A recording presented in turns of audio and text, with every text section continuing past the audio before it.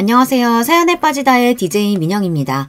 오늘도 두 가지 사연 준비되어 있으니 끝까지 함께 해주시고요. 그럼 구독과 좋아요 버튼 눌러주시고 오늘의 사연 바로 시작해 볼게요. 안녕하세요. 저는 환갑을 넘긴 평범한 가정주부입니다. 이 나이쯤 먹으니 나이를 허투루 먹은 건 아닌지 남들만큼이나 제 인생에도 차곡차곡 이야기들이 쌓이더군요. 말주변은 없지만 재미있게 들어주십사 부탁드립니다. 저는 꽤 유복한 환경에서 자랐습니다.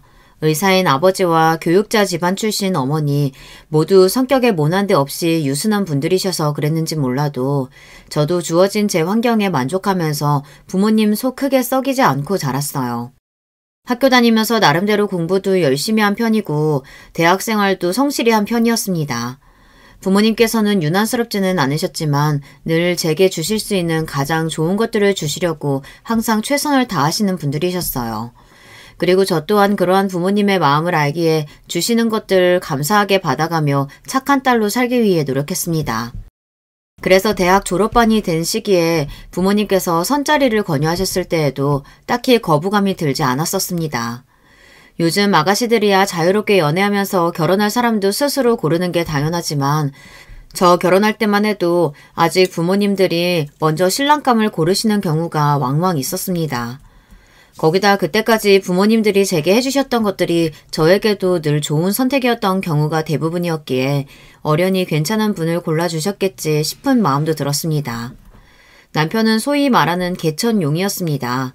찢어지게 가난한 집 장남으로 밑에 둘 있던 동생은 어려서 잃고 홀어머니의 사랑과 희생을 한몸에 받으며 공부를 해서 의사가 된 기반이라고는 하나도 없이 오로지 자기 머리 하나만으로 성공한 사람이었습니다. 믿을 거라곤 자기 자신밖에 없는 사람답게 선자리에서 처음 만난 남편의 두 눈은 자신감으로 가득 차 있었습니다. 대학 졸업반이 될 때까지 변변찮게 제대로 된 연애 한번 못 해봤던 제가 보기에도 남편의 외관은 꽤나 준수한 편이었습니다. 성공한 사람 특유의 자신감 있는 눈빛과 멀끔한 생김새에 첫 만남에서도 제법 호감이 갔습니다. 동시에 부모님께서 왜 이 사람을 소개시켜 주셨는지도 이해가 갔어요. 비록 가난하긴 했지만 의사가 되었으니 이제 돈도 적지 않게 벌게 될 것이고 홀어머니가 계시긴 했지만 다른 딸린 형제들이 있는 것도 아니니 버는 족족 밑빠진 독이 될 일도 없을 테였죠. 집안은 별 볼 일 없었지만 저희 집이 유복한 편이니 제 입장에서는 괜찮은 신랑감을, 남편 입장에서는 앞으로의 미래의 탄탄대로가 되어줄 든든한 처가를 얻을 수 있는 서로에게 꽤 나쁘지 않은 상대였습니다. 결혼 전 상견례에서 처음 만난 시어머니는 자신감 넘치는 남편과는 다르게 연신 제 부모님께 고개를 조아리며 송구스러워 하셨습니다. 그간 없는 집에서 하나 남은 아들 뒷바라지하느라 고생하셨을 시어머니의 노고를 떠올리니 이제는 조금 더 어깨 펴시고 사셔도 괜찮을 텐데 앞으로 내가 좋은 것 많이 드시게 하며 잘해드려야겠다 마음먹었습니다. 그렇게 남편과의 신혼생활이 시작되었습니다. 사실 결혼은 했지만 의사라는 직업이 워낙 바쁘다 보니 남편과 오롯이 둘만 보내는 시간이 그렇게 많지는 않았어요. 저희 부모님께서는 외동딸인 제가 시집을 갔으니 얼른 손자를 보고 싶으셨던지 은근히 기대를 하셨지만 아직 저와 남편은 젊었고 아이가 급하다는 생각이 딱히 들지도 않아 굳이 아이 갖기를 서두르지는 않았습니다. 시어머니께서는 여전히 남편의 고향집에 머무르시며 드물게 저희 집에 오실 때에도 길게 머물지 않으셨어요.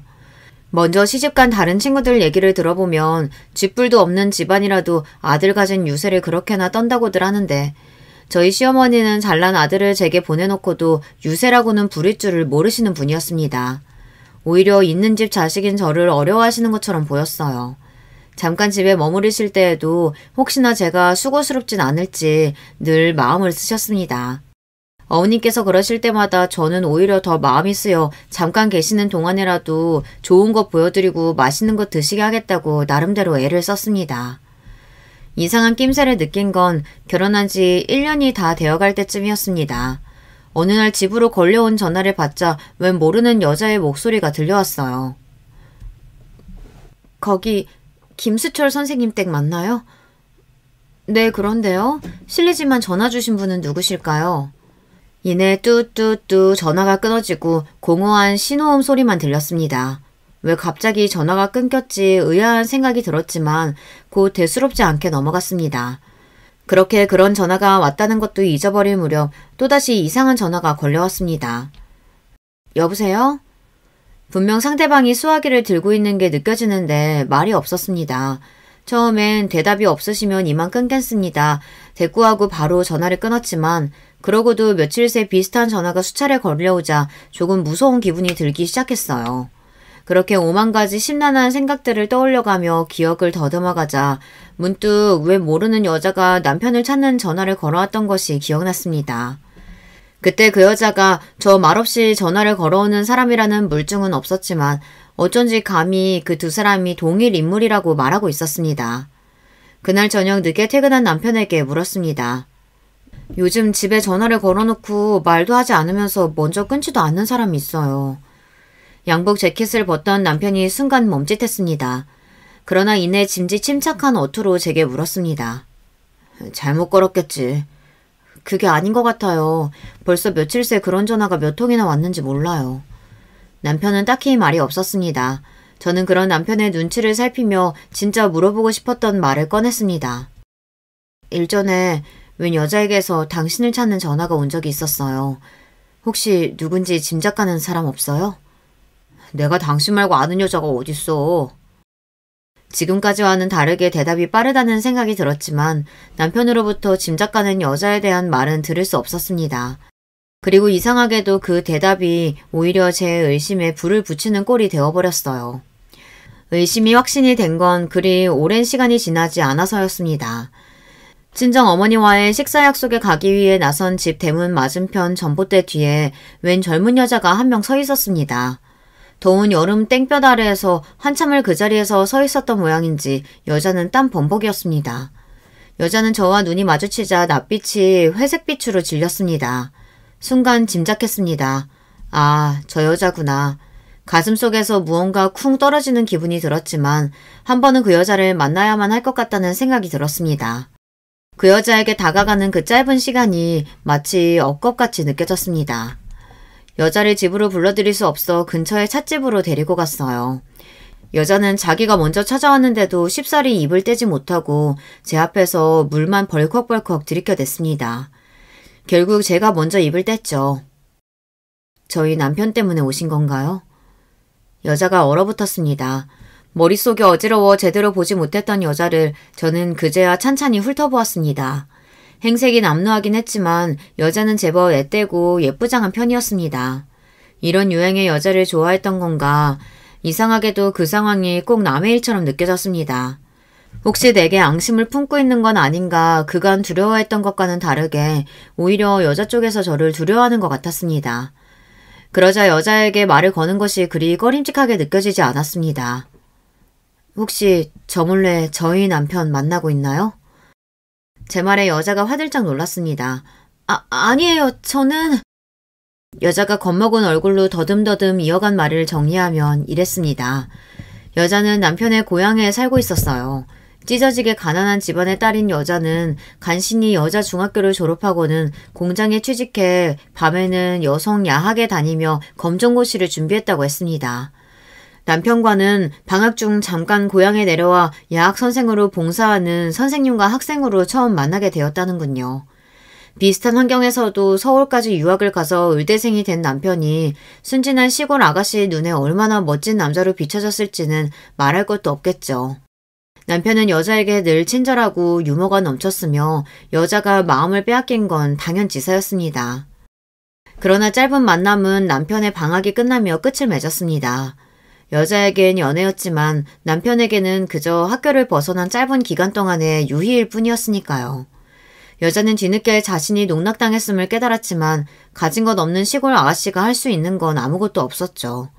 그 후 남자를 다시 볼 수는 없었지만 남자의 어머니가 여전히 그 지역에 살고 계셨기에 채 1년도 지나지 않아 한 달이 건너 남자의 결혼 소식을 전해 듣게 되었다고 했습니다. 그래서 저희 집에 전화를 건 건가요? 당신을 배신한 남자가 어떤 여자와 결혼했나 궁금해서요?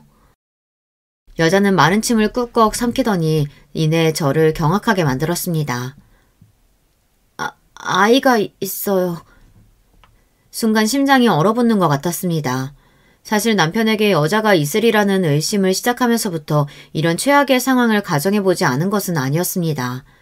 그러나 속으로 의심만 하던 것과 당사자에게 확인 사살을 당하는 것은 그야말로 하늘과 땅 차이더군요. 커피잔을 쥔 손이 덜덜 떨려 손잡이에서 황급히 손을 떼어냈습니다. 남편도 알아요? 네. 아, 눈앞이 깜깜해졌습니다. 남편의 수상했던 반응은 이것 때문이었구나. 모든 상황이 실에 엮인 듯 순식간에 짜맞춰져 갔습니다. 불륜을 하고 있어서가 아니라 제게 혼외자가 있다는 걸 알아서 나온 행동이었구나.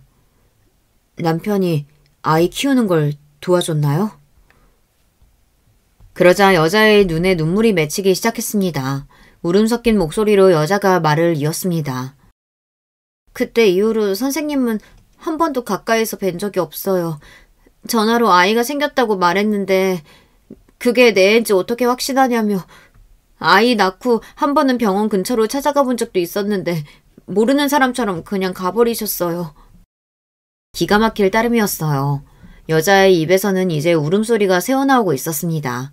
미칠 것 같은 정신을 간신히 붙잡으며 저는 여자에게 반드시 확인해야 할 질문을 했습니다. 그게 정확히 언젠가요? 제가 그 사람과 결혼하기 전인가요? 그 이후인가요? 제가 찾아간 게 결혼하시기 한 달 전쯤이었어요. 발밑이 꺼지는 것 같았습니다. 결혼 전에 남편에게 의심스러운 정황은 단 한 번도 느낀 적이 없었어요. 만날 때마다 늘 장난스럽고 대화가 넘쳤던 남편을 떠올리니 소름이 끼칠 정도였습니다. 그러니까 제게 이미 혼외자가 있다는 사실을 알고 있었음에도 불구하고 제게 티 하나 내지 않고 이 결혼을 진행시켰다는 겁니다. 아연에 있는 제 앞에서 여자는 애원을 하기 시작했습니다. 아는 사람이 천지인 고향에서 아이를 낳을 순 없어서 외지로 나와 아이를 낳긴 했는데 결혼도 않고 아이 낳은 여자라고 일구하기도 쉽지 않고 제가 혼자서 이 아이를 기를 수가 없어요. 제발 우리 아이 좀 데려가 주세요. 제가 계속 데리고 있으면 저희 둘 다 죽어요. 제발 아이 좀 키워주세요. 제발요. 넋이 나간 제 앞에서 이제 여자는 대성통곡을 하기 시작했습니다.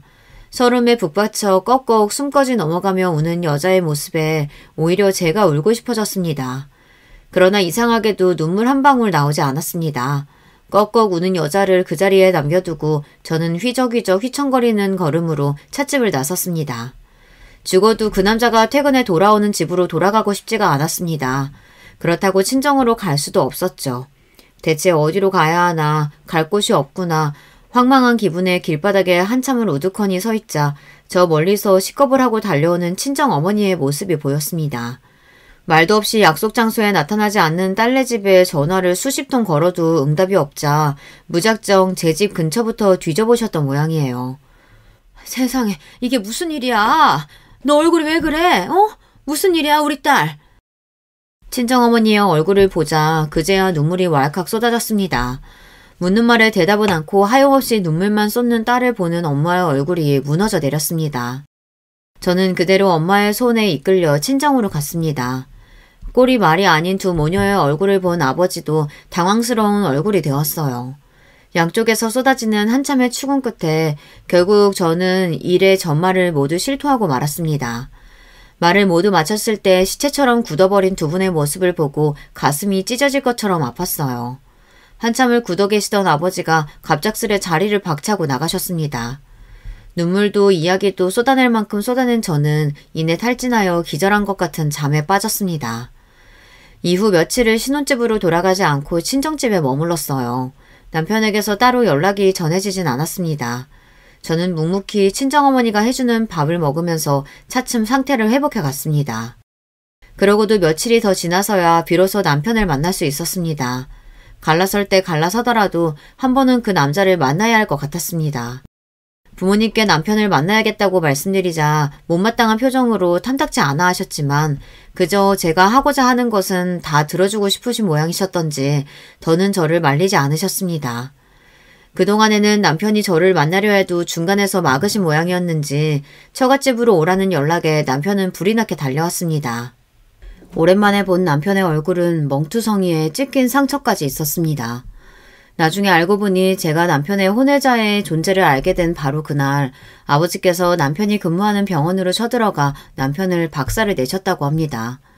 잘난 얼굴을 흠씬 두들겨 맞아 볼품없는 꼴이 된 것을 보니 저 낯짝으로 잘도 어린 것을 꼬여냈겠거니 심사가 뒤틀렸습니다. 대뜸 제 앞에 무릎을 꿇은 남편에게는 한마디의 말도 건네지 않았습니다. 한참을 꿇어앉아 있어도 제가 말 한마디 붙이지 않자 남자가 먼저 입을 떼었어요. 결혼 전 일이야. 그래서 실소조차 나오지 않았습니다. 여전히 제게서 반응이 없자 남편이 마른 침을 꿀꺽 삼키고 말을 계속했습니다. 당신 만나기 전 일이야. 결혼 후에는 당신 말고 그 누구도 만난 적 없어. 실수야. 맹세코 당신을 기만한 적은 없어. 감히 내 앞에서 기만을 입에 올리다니 그 가증스러운 낯짝에 침이라도 뱉어주고 싶었습니다. 그때였습니다. 나랑 상관없는 애야. 당신이 만날 일도 없고 앞으로 당신이 낳을 아이만 내 아이야. 이게 무슨 정신 나간 소린가. 얼굴색 하나 안 변하고 제 자식을 2번이나 버린 눈앞의 남자가 낯설게 느껴졌습니다. 도대체 제가 지난 1년간 함께 살던 남자는 누구였을까요? 제 핏줄도 내팽개치는 남자가 저를 사랑해서 이렇게 붙들어 두는 걸까요? 그저 제 출세에 아내의 배경이 필요했던 거겠죠. 거기까지 생각이 미치니 눈앞의 남자가 징그럽게만 느껴졌습니다. 당신 그동안 어디서 잤어? 차갑기 짝이 없는 제 말투에 남편이 움찔했습니다. 처음으로 제 입에서 나간 반말에도 미처 신경을 못 쓰는 것 같았습니다. 그야 당연히 우리 집에서. 기가 찼습니다. 하기야 바로 며칠 전 병원에서 제 장인에게 그런 망신을 당했으니 집으로 도망치고 싶기도 했겠죠. 당분간 집에 들어오지 마. 그 집 내 부모님이 나 잘 살라고 주신 집이야. 그런 집에 당신 들이고 싶지 않아. 길게 얼굴 마주치고 싶지도 않고. 여전히 무릎을 꿇은 채로 쩔쩔매는 모습이 추레하기 짝이 없었습니다. 남편이 몇 번 더 우는 소리를 했지만 대꾸 없이 냉랭한 제 모습에 결국 자리를 떴습니다. 부모님이 만류하셨지만 저는 그 길로 다시 신혼집으로 들어갔습니다. 제가 잘못한 게 없는데 더는 집을 나와 있고 싶지도 않았고 무엇보다 평소대로 생활하지 않으면 더 견디기가 힘들 것 같았습니다. 친정집으로 저를 보러 온 이후 남편은 몇 번을 더 찾아와 빌고 애원하기도 하고 그러다 이대로 정말 이혼이라도 할 생각이냐며 적반하장으로 소리를 지르기도 하다가 또다시 비는 지난 과정을 몇 차례 더 반복했습니다. 그리 반짝반짝 보이던 남자가 사실은 별 볼 것 없는 작자였다는 것을 하루하루 더 실감하면서 저는 남편에게 서서히 정을 떼갔습니다. 갑작스레 새벽에 걸려온 전화를 받은 건 제가 신혼집으로 돌아온 지 3주가 다 되어갔을 시점이었어요. 발신지는 병원이었습니다. 억수같이 쏟아지는 빗길을 뚫고 병원 응급실에 도착했을 때 제가 마주한 건 싸늘하게 식은 남편의 시신이었어요. 빗길에 미끄러진 차가 저 모델을 들이받으며 사고가 났다더라고요. 당시 남편은 만취 상태로 그대로 즉사했다는 경찰과 의료진의 설명에도 이 모든 상황이 꿈같이 느껴졌습니다. 간신히 정신을 차린 건 뒤이어 소식을 듣고 응급실에 들어선 친정어머니의 남편에 대한 분노에 찬 저주의 목소리 때문이었습니다. 기어이 내 딸 신세를 망쳤다며 가슴을 쥐어뜯던 엄마를 보자 이제야 정말 내가 가부가 되었구나 차츰 실감이 나기 시작했어요. 급하게 차려진 빈소 구석에 멍하니 한참 앉아있으니 정신이 나간 듯한 웬 노파가 휘청휘청 빈소 안으로 들어왔습니다. 시어머니였습니다. 남편의 영정사진을 보고 털썩 주저앉은 시어머니의 등 뒤로 포대기를 들쳐맨 사내아이의 까만 뒤통수가 보였습니다. 갓 돌을 넘긴 듯 보이는 아이는 엎드려 소리도 내지 못하고 숨죽여 오열하는 제 할머니 등이 답답한지 내려오려고 낑낑대고 있었습니다. 제 아버지를 많이 닮았더군요. 순간 온 세상이 빙글빙글 도는 것 같았습니다. 한참을 악을 쓰다 탈진해 잠시 자리를 비웠던 제 친정어머니가 아버지의 부축을 받으며 빈소로 돌아오다 사돈의 등에 엎어져 있는 아이를 보곤 그대로 뒤로 넘어가셨습니다. 시어머니는 갑작스레 아들을 잃은 슬픔에 정신을 못 차리면서도 감히 며느리의 얼굴을 똑바로 쳐다보지 못하셨습니다. 저도 순간 눈을 질끔 감고는 입을 뗐어요. 아이 엄마는요? 시어머니는 곧 죽을 것 같은 기어들어가는 목소리로 대답했습니다. 얼마 전에 집 앞에 아이만 놓고 연락도 안 되고. 차마 아이를 제 집 앞에 놓아두지 못하고 시어머니 댁에 두고 사라진 모양이었어요. 초라하기 짝이 없는 노파의 모습에 분노와 측은함이 뒤죽박죽되어 돌아버릴 것 같은 마음으로 다시 물었습니다. 어머니도 아셨어요? 시어머니가 순간 우뚝 굳어버렸습니다. 아, 나는 두 모자 모두에게 농락당했구나. 그간 제게 그리도 숙이고 들어오던 모습이 어려운 며느리에 대한 배려가 아니라 죄책감 때문이었구나. 더는 마주치기도 싫어 그 길로 빈소를 박차고 나와버렸습니다. 왜 나한테 이런 일이 생긴 거야. 내가 뭘 잘못했는데. 남편의 죽음에도 눈물 한 방울 나지 않았습니다. 속으로 남편에게 저주를 퍼부었어요. 세상에서 제가 가장 불쌍한 사람인 양 애처롭게 굴던 마지막 모습이 떠올랐습니다.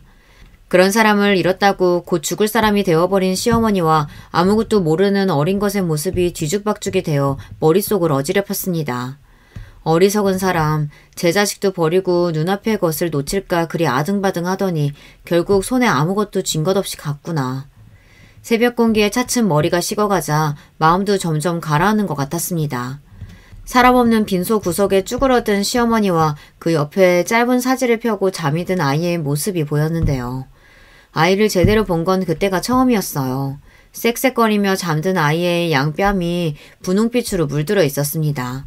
넋이 나가있던 시어머니가 순간 흠집 놀라 저를 쳐다보았어요. 아이 이름이 뭐예요? 시어머니가 머뭇거리다가 답했습니다. 아이 친모가 따로 남겨둔 게 없어서 저는 그냥 아가라고. 이제 더 놀라울 것도 없었습니다. 그 뒤로 제가 말이 없자 시어머니가 기어들어가는 목소리로 말을 이었습니다. 엄마가 아이 가진 걸 알고 결혼시키려고 했는데 아들이 싫다고 한사코 질색을 해서 그러면 안 된다고 벌 받는다고 천벌 받을 거라고 귀한 댁 따님과 결혼한다고 할 때 제가 말렸어야 했는데 제 연락도 받아주질 않아서 죄송합니다. 잘못했습니다. 잘못했어요. 덜덜 떨리는 노파의 몸이 곧 사라질 듯 작게만 느껴졌습니다. 그 초라한 모습에 완전히 원망만 할 수 없는 기분이 들자 가슴에 시퍼렇게 멍이 드는 것 같았어요. 홀로 평화롭게 잠든 아이를 바라보며 비로소 저는 눈물을 뚝뚝 흘리기 시작했습니다. 어떻게 장례를 치렀는지도 모르겠습니다. 조문객들도 많이 드나들지 않고 조용히 장례가 마무리된 후 저는 다시 시어머니와 대면했습니다. 아이, 어머님이 키우실 건가요? 시어머니는 대답이 없었습니다. 당신 연세도 적지 않은데 그 형편에 아직 피덩이인 아이를 키워내는 게 쉬운 일은 아니겠죠. 하지만 그렇다고 아들까지 잃은 마당에 차마 아들의 혼외자를 키워달라는 염치 없는 소리를 할 수 있을 정도로 경우 없는 양반은 아니었어요. 아이, 제가 데리고 갈게요. 시어머니의 눈이 경악으로 튀어나올 것 같았습니다. 감히 생각지도 못했겠죠. 저는 여전히 차가운 표정으로 말을 이었습니다. 단, 아이 저한테 보내시는 그 순간부터 우리 인연은 끝난 겁니다.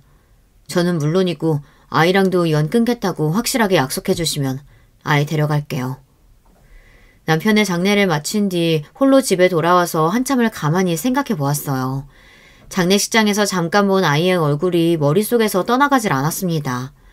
남편의 혼외자이니 제 입장에서는 미워해도 이상하지 않을 아이인데 원망의 대상인 아이 부모가 모두 떠나세였을까요? 원망의 화살이 아이에게까지 향하지는 않더군요. 얼마 보지도 않은 아이가 왜 이렇게 생각이 나는 걸까? 한참을 생각 끝에 저는 결론지었어요. 남편의 아이라서가 아니었습니다. 태어난 지 1년이 지나도록 제 부모에게 이름도 받지 못한 채 엄마에게도 아빠에게도 버림받은 아이. 마땅히 받아야 할 이들에게 사랑받지 못하고 외면당한 아이.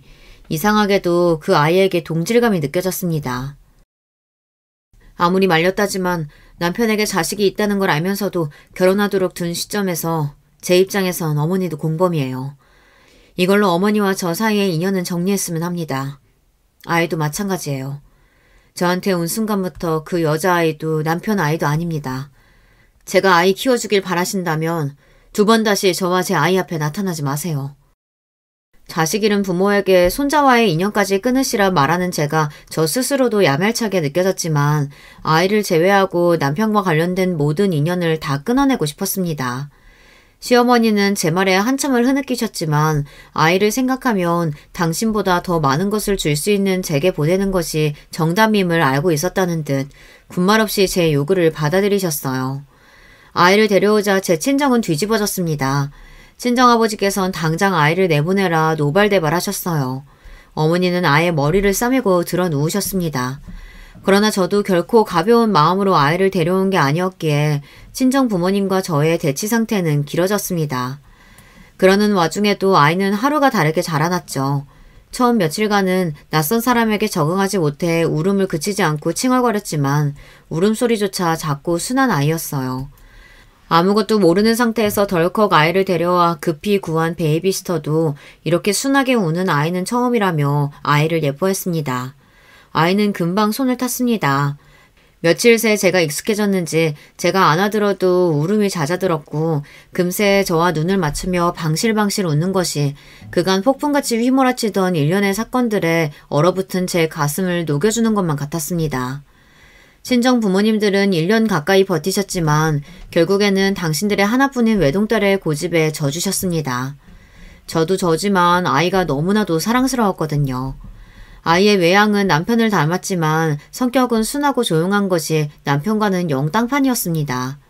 지난 여름 찻집에서의 대면을 떠올리며 아이의 성격은 제 친모를 닮았나 속으로 생각했습니다.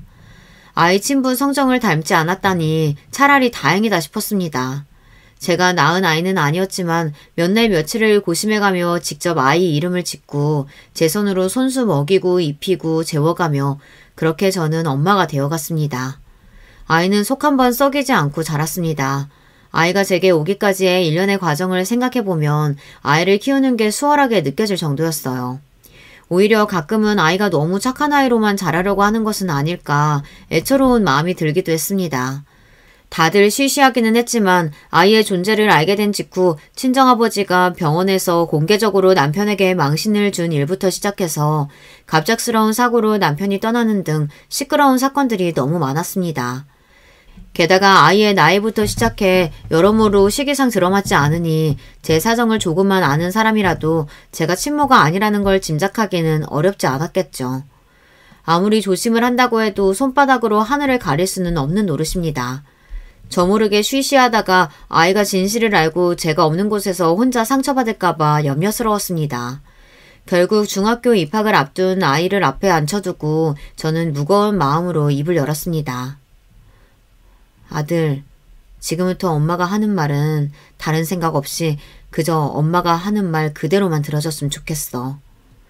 이야기를 채 시작도 하지 않았는데 아이가 고개를 떨구고 눈물을 뚝뚝 흘리기 시작했습니다. 순간 짐작했습니다. 이미 알고 있구나. 진작 내 입으로 말해줬어야 하는데 내 두려움을 이기지 못해 내 새끼 가슴에 피멍이 들게 했구나. 그간 저에게 말도 못하고 아이 혼자서 끙끙 앓았을 생각을 하니 가슴이 찢기는 것 같았습니다. 아이가 누구에게 어떤 식으로 무슨 말을 들었을지 너무나 두려웠습니다. 저는 더는 숨기지 않고 저와 우리 아이가 어떻게 만나게 되었는지 사실 그대로만을 이야기해 주었어요. 눈물 범벅이 된 얼굴로 제 이야기를 말없이 듣고만 있던 아들은 제 말이 끝나자 울먹이는 목소리로 말했습니다. 죄송해요, 엄마. 정작 죄송해야 할 사람들은 다 떠나고 없는데 왜 남겨진 우리만 이렇게 서로에게 미안해야 할까. 끝끝내 아이는 몰랐으면 했던 상처를 마주하며 다시 한번 떠난 남편에 대한 원망스러운 마음이 불쑥 튀어나왔습니다. 아들, 엄마는 그 누구에게도 떠밀리지 않고 엄마 스스로 너의 엄마가 되기를 선택했어. 그건 돌아가신 네 아버지 때문도 아니고 주변 시선 때문도 아니야. 그저 네가 엄마의 아들로 세상에 와줬기 때문에 내가 너의 엄마가 된 것뿐이야. 다른 모든 엄마들이 그런 것처럼. 그건 아들에게 하는 말이기도 했지만 저 스스로에게 하는 다짐이기도 했습니다. 피가 섞이지 않으면 어떤가요? 제게는 그 무엇을 주어도 바꾸지 않을 세상에 단 하나뿐인 제 아이인 것을요. 그렇게 아이와 둘이서 부둥켜 안고 얼굴이 퉁퉁 부을 때까지 실컷 울었습니다. 제품에 꽉 들어차는 아이에게 그 어떤 때보다도 충만함을 느끼며 비로소 그간의 응어리가 씻겨 내려가는 것 같았습니다. 아이는 머리도 좋은 편이었습니다. 제가 불어시키지 않아도 제 스스로 자기 공부를 찾아서 했고 공부도 곧잘 했습니다. 이과 쪽 머리가 좋은 걸로 봐선 아버지 머리를 닮은 모양이었어요. 아이에게 문득 예전 남편의 모습이 보여도 이젠 자연스레 받아들일 수 있게 되었습니다. 그간 시간이 흘러 그랬는지 그래도 한때는 반짝이던 기억이던 짧았던 결혼 생활도 담담하게 추억할 수 있게 되었죠. 아이는 살가웠습니다. 그 또래 남자아이들답지 않게 엄마를 살뜰히 챙기는 다정한 아들이었죠. 가족이라고는 단 둘뿐이니 자연히 둘이 붙어 지내는 시간이 많은 편이었습니다. 집에 돌아온 아이가 그날의 시시콜콜한 이야기를 제잘되는 시간이 인생의 가장 큰 낙이었죠. 그럴 때마다 나는 이 아이를 통해 치유받고 있구나. 소소하지만 매일이 행복했습니다. 늘 내심 걱정했던 것과는 달리 아이는 구김살 없는 성격으로 자라났습니다. 비록 저희 친정 부모님께서 넌지시 재혼에 대한 이야기를 꺼내실 때마다 아이가 자라면서 아버지가 필요한 순간마다 겸연쩍은 표정을 짓곤 하지만 그럴수록 제가 더 뻔뻔하게 아이에게 치대곤 했습니다. 제 성격에 처녀 시절이었으면 상상도 못할 행동인데 어느새 그런 행동도 낯짝 두껍게 할 수 있는 엄마가 되어 있더라고요. 아이가 저를 기쁘게 해주려고 더 열심히 공부하는 것도 알고 있었어요. 저희 부모님께서 제게 그러하셨듯 저 또한 아들에게 제가 해줄 수 있는 가장 최고의 미래를 주고 싶었기에 정신적, 물리적 지원을 아끼지 않았지만 그런 아이의 심신이 지칠까 둘이서 여행도 많이 다녔습니다. 새로운 것에 대한 호기심이 한창일 아이의 즐거워하는 모습을 보며 저도 아이와 함께 자라고 있음을 깨달았습니다. 아들이 의과대학에 진학하고자 하는 의사를 밝혔을 때에도 늘 그래왔듯 아이를 지지해 주었습니다. 항상 많은 대화를 나누는 모자 사이였기에 이미 아이의 생각은 일찍이 알고 있었어요. 그리고 아이의 적성에도 그쪽이 잘 맞는다고 판단했습니다. 그런 아들에게서 남편의 모습이 떠오르는 건 어찌할 수 없는 자연스러운 일이었죠. 제법 어른 티가 나는 아들은 젊은 남편의 모습을 꼭 닮아있기도 했습니다. 대학교 합격차 발표가 나고 아들은 거뜬한 성적으로 원하던 대학교의 의과대학에 당당히 합격을 했습니다. 아들의 인생에 더없이 기쁜 날을 함께하면서 그간의 시간들이 떠올라 주책맞게 눈물이 나왔습니다. 아들은 저를 꼭 안아주며 말했습니다. 엄마, 고마워요. 지금 내가 가진 것들은 다 엄마가 해준 거야. 이제는 엄마한테 받았던 것들 다 내가 엄마한테 해줄게요. 사랑해요. 제 품에 쏙 안기던 작은 아이가 이제는 엄마를 품에 가둘 수 있을 정도로 장성한 사내가 되었습니다. 언제 이렇게 커버렸나 지나간 시간들이 아쉽게만 느껴졌습니다. 내 새끼 고생했다. 장하다 내 새끼. 이렇게 잘 커줘서 우리 아들한테 엄마가 너무 고마워. 대학 입학과 동시에 아들이 대학 기숙사에 들어가게 되며 아들과 함께 살던 집에 저 혼자 남겨졌습니다. 함께 살게 된 일에 아들과 떨어져 지내게 된 건 처음이었어요. 아들이 없는 집이 어찌나 휑하게 느껴지던지요. 해질녘에 썰물이 빠지듯 마음이 헛헛했습니다. 본격적으로 학기가 시작되면서 아들은 그야말로 눈코 뜰 새 없이 바빠졌습니다. 당연히 아이 얼굴 한번 보기도 쉽지 않아졌죠. 의대생의 학습량이 어마어마하다는 것을 익히 알고 있었기에 그저 몸 상하지 않기만을 간절히 기도했습니다. 아들은 바쁜 와중에도 틈틈이 연락하는 것을 잊지 않았어요. 집에 외롭게 혼자 남겨진 엄마에게 다정한 마음을 써준 거였겠죠. 바쁜 와중에도 첫 연애를 시작했다는 소식에 내 새끼가 비로소 어른이 되었구나 싶었습니다. 아들의 여자친구는 같은 과 동기였습니다. 바쁘고 고단한 일정에 서로 의지가 되어주며 마음이 싹튼 모양입니다. 여자친구 역시 의사 집안의 딸이었어요. 처음 생긴 아들의 여자친구가 궁금한 마음에 밥 한 끼 사주고 싶다며 만난 아들의 여자친구는 참하고 예쁜 아이였어요. 집에서 사랑 잔뜩 받고 자란 아이 특유의 해맑은 모습이 무척 사랑스러웠습니다. 뭐가 그래도 좋은지 연신 서로의 얼굴을 바라보며 미소가 가득한 아들과 여자친구의 모습이 보기 좋았어요. 참으로 반짝이는 청춘이구나. 내 아이를 저렇게 웃게 해주는 사람이라니 두 사람이 오랫도록 사이좋게 잘 지내길 진심으로 바랬습니다. 기쁘게도 두 사람은 대학 시절 내내 안정적인 연애를 했습니다. 처음부터 그 아이가 마음에 들었었기에 의대 본과를 졸업하고 두 아이 모두 나란히 의사 면허 취득 후 같은 대학병원에서 근무하기 시작하자 자연히 결혼 이야기가 나오게 되지 않을까 내심 기대를 하고 있었어요. 그래서 바쁜 근무 중 오픈날 오랜만에 집에 돌아온 아들을 슬쩍 떠봤습니다. 아들, 서연이랑 연애한 지도 이제 제법 오래됐는데 어떻게 결혼 이야기는 따로 해본 적 없어? 아니요. 서연이도 저도 아직 한창 바쁠 때인데 결혼이 그렇게 급한 것도 아니고 아직은 생각 없어요. 생각보다 아들이 결혼에 대한 이야기를 단호히 끊어내는 것 같았습니다. 그간 아들이 여자친구를 얼마나 좋아하는지 지켜봐온 제 입장에선 당연히 결혼 생각을 하고 있다는 대답이 나올 줄 알았는데 조금 의외였습니다. 그런가? 엄마는 당연히 엄마 며느리는 서연이라고 생각하고 있어서 그런가? 엄마가 너무 앞서갔나 보다. 그치? 아들은 별다른 반응 없이 묵묵히 식사를 계속했습니다. 그래, 당장은 연애하는 게 더 좋을 수도 있지. 나이 먹은 사람의 촌스러운 생각이었나 보다 하고 평소 잘 먹는 반찬을 아들 앞으로 밀어주었어요. 그렇게 또 몇 해가 지나갔습니다. 아들은 이제 제법 의사선생님 태가 났습니다.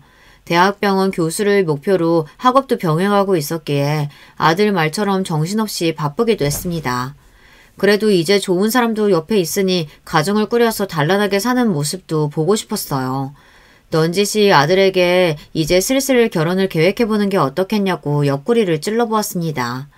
아들은 딱히 대답하지는 않았지만 가만히 고개를 끄덕였습니다. 저도 며느리가 될 아이를 수년간 지켜보았고 사돈댁 분들께서도 저희 아이와 이미 교류가 있으셨기 때문에 암묵적으로 아이들 결혼에 동의를 한 상태여서 상견례 날짜가 잡혔습니다. 사돈어른 되신 분들도 의사셔서 일전에 건너서 몇 번 뵌 적이 있었어요. 사부인 되실 분은 아직 뵙지 못했었지만 우리 예비 며느리를 저렇게 사랑 가득한 아이로 키워주신 분이니 분명 좋은 분이시겠거니 생각하며 아들과 함께 약속 장소인 고급 한정식당으로 들어갔습니다. 저희보다 조금 이르게 도착하신 사돈내외와 인사부터 나눈 뒤 식사가 시작되었어요. 사돈어른은 풍채가 좋고 웃음소리가 시원한 화통한 인상의 호남이셨습니다. 사부인 되실 분은 세련된 인상을 풍기셨어요. 한번 보는 걸로 상대를 다 알 순 없지만 그래도 첫인상이 좋아 모든 일이 순조롭게 풀릴 것만 같다는 기분 좋은 예감이 들었습니다. 식사를 하는 동안에는 구체적인 결혼 일정 조율보다는 서로의 안부와 신변잡기에 대한 가벼운 이야기를 나누며 화기애애한 분위기를 이었습니다. 이윽고 식사가 얼추 마무리되고 후식이 들어오자 사돈어른께서 조심스럽게 말씀을 꺼내셨습니다. 사부인께서 홀로 아들 키워내시느라 그간 노고가 많으셨다고 들었습니다. 저희는 부부 둘이서 딸아이 하나 키워내기도 여간 힘든 일이 아니었는데 정말 존경스럽네요, 사부인. 얼핏 외아들을 홀로 키운 홀어머니의 노고를 치하는 말로 들렸지만 그간 숱하게 겪었던 경험을 통해 단지 그 뜻만이 전부가 아님을 기민하게 알아챌 수 있었습니다. 아들이 남편의 혼외자라는 것을 알고 있는 사람들 특유의 조심스러운 태도가 사돈어른에게도 비쳤거든요. 제가 아들의 친모가 아니라는 것을 이미 알고 계신다는 전제하에 말을 이었습니다. 자식 키우는 일은 어떤 부모에게나 제 살 깎아내어주는 일이겠죠. 과분한 말씀에 몸둘 바를 모르겠습니다. 따님이 어쩜 저렇게 생각이 깊고 사랑스러운지 사돈내외께서 이리 잘 키운 딸 보내주셔서 정말 감사드립니다. 아이고, 저야말로 몸둘 바를 모르겠네요. 쑥스러워하시면서도 기분 좋게 웃음을 터뜨리시는 사돈어른의 말에 이어 사부인께서 한마디 하셨습니다. 그럼요. 대단한 일이죠. 내 아파 낳은 딸 자식 키우기만도 구만리였는데 피도 한 방울 안 섞인 아들 키우기가 어디 쉬운 일인가요? 존경스러워요, 사부인. 순간 당황했습니다. 사돈 내외가 이미 저희 집 사정을 어느 정도 알고 계시겠거니 짐작은 했지만 어지간해서 제 면전에서 아들과 제가 피가 섞이지 않았다는 사실을 대놓고 이야기하는 경우는 드물었거든요. 말의 뉘앙스도 표면적으로는 칭찬이었으나 비꼬는 의도가 명백하게 느껴졌습니다. 저만 그리 생각한 건 아니었던지 예비 며느리와 사돈어른의 얼굴이 순식간에 굳어버렸습니다. 갑작스레 경직된 분위기 속에서 사부인께서 태연히 말을 이었습니다. 일찍 떠난 남편의 피도 안 섞인 자식 품는다는 게 여자로서 얼마나 괴로운 일인지 제 입장에선 감히 상상도 할 수가 없네요. 아드님이 와중에도 저렇게 훌륭히 장성해 주었으니 얼마나 보람차시겠어요. 그간 고생 많으셨으니 아들 장가 보내시면 자유롭게 편히 사셨으면 좋겠네요. 사위가 아니라 아들이라 생각하고 이제 저희가 잘 챙기겠습니다. 엄마! 경악한 예비 며느리가 사부인에게 소리를 쳤습니다. 한마디로 당신 친아들도 아니지 않느냐. 결혼 후 간섭할 생각 말고 각자 인생 살아라. 이런 말을 아주 맵시게 돌려 말한 겁니다. 그래요. 요새 시자 들어간 식구들 두 팔 벌려 좋아라 하는 사람이 뭐 얼마나 되겠습니까. 하물며 사위와 피 한 방울 섞이지 않은 시어머니를 모셔야 할 귀한 딸을 생각하면 사부인 입장에서 제가 탐탁지 않을 수도 있겠다는 생각은 들었습니다. 그렇지만 제 새끼잖아요. 제 배 아파 낳은 게 아니라는 이유만으로 내 아이의 어머니로서 인정을 받을 수조차 없는 건가 순간 서러운 마음이 들었습니다. 일면식도 없던 모르는 여자에게 순식간에 아들을 뺏긴 기분이 들어 말문이 턱 막혔죠. 아들이 자리를 박차고 일어난 건 바로 그때였습니다. 아들은 거침없이 저희가 있던 룸 문을 제가 앉아있던 의자로 턱 가로막더니 무서운 기세로 다가와 저희 앞에 섰습니다. 우리 결혼은 없던 일로 하자. 굳은 표정으로 예비 며느리에게 폭탄 선언을 한 아들은 이내 노기가 등등한 얼굴로 사부인을 쏘아보며 내뱉었습니다. 결혼을 깰 때 깨더라도 사과는 받아야겠습니다. 제 어머니께 정중하게 똑바로 사과하지 않으시면 오늘 여기서 못 나가십니다. 아무리 화가 나도 어른들 앞에서는 늘 묵묵히 참기만 하던 아들이었습니다. 생전 처음 보는 단호한 아들의 모습에 놀라면서도 그래도 내 새끼만은 내 편이 되어주는구나 눈물이 핑 돌았습니다. 예비 며느리와 사돈어른도 화를 내며 사부인께 사과를 종용했어요. 당신 사부인께 이게 무슨 무례야? 당장 사과드리지 못해? 엄마, 나랑 안 이러기로 약속했잖아. 어서 어머니께 사과드려요. 아니, 내가 뭘 그렇게 못할 소리를 했다고?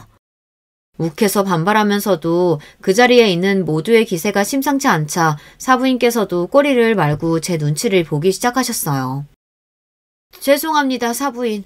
제가 말을 좀 지나치게 했네요. 기어들어가는 목소리로 사부인이 제게 사과하자 아들은 싸늘하게 시선을 거두곤 제게 다가왔습니다. 엄마, 일어나세요. 아들은 제 손을 순식간에 낚아채더니 뒤도 돌아보지 않고 그 자리를 박차고 나왔습니다. 예비 며느리가 울먹이며 저희 뒤를 따라 나왔지만 아들은 그 길로 곧장 저를 차에 태웠어요. 운전하는 내내 굳은 표정인 아들의 눈치를 살피며 저는 놀란 가슴을 진정시켰습니다. 경사를 앞두고 좋을 말만 들어도 부족할 판에 또다시 아들 가슴에 생채기가 난 건 아닐까 걱정스러우면서도 정말로 아들의 혼사가 엎어질까 조마조마했어요. 네가 나 생각해서 그랬다는 건 알지만 그래도 양가 부모님 모신 자리인데 어른들한테 그런 건 잘못한 거야. 사부인께 사과드리고 서연이랑도 잘 풀어, 응?